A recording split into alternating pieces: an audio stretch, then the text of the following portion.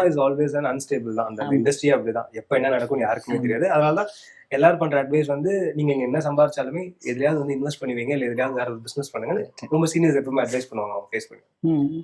கல்யாணத்துக்கு முன்னாடி இறங்குறது ரிஸ்க், கல்யாணத்துக்கு அப்புறமா வந்து ஆக்டிங் குள்ள வராங்க அப்படின்றது சாருக்கு இருந்தது. உங்களுக்கு எந்த அளவுக்கு அது மேல ஒரு பயமோ இல்ல என்ன தாட் உங்களுக்கு இருந்துச்சு நடிக்க போறாங்கன்னு சொல்லுவாங்க? பயம் இருக்குல்ல, பட் மோர் லைக் ஓகே யாருன்னா ஒருத்தர் பேலன்ஸ் பண்ணணும் இந்த ஹோல் ப்ரோசஸ். ஏன்னா பசங்க ஃபேமிலின்னு போனா டெஃபினட்டா ஃபைனான்சியல் இது இருக்கும். கண்டிப்பா. ஸோ அதனால யாருன்னா ஒருத்தர் பேலன்ஸ் பண்ணணுங்கிற ஒரு மைண்ட் செட் டெஃபினட்டா ஏர்லி ஆன் வந்து, அதனால தான் அந்த கொஞ்ச நாள் சிஏ பண்ணிட்டு இருந்தா. ஆமா, சாரோட காலேஜ் பிராக்டிஸ் பண்ணிட்டு இருந்தா. அதுக்கப்புறம் எனக்கு அந்த காலகட்டம் தான். ஆமா, இன்ஃபேக்ட் எனக்கு மேரேஜ் ஆனப்போ நான் சிஏ முடிச்சிருக்கல. நானும் பிஎஸ்சி சயின்ஸ் முடிச்சுட்டு இந்த மாதிரி தான் கான்சர்வேஷனு, அப்புறம் இந்த பேக்கேஜிங்ல ஏதோ ரெவல்யூஷன் பண்ணிடணும் தான் அதெல்லாம் ஸ்டார்ட் பண்ணேன். பட் அதுக்கப்புறம் தெரிஞ்சது 2 பேருமே ஒரு ரிஸ்கி பாத்வே எடுத்தாக்கா கொஞ்சம்.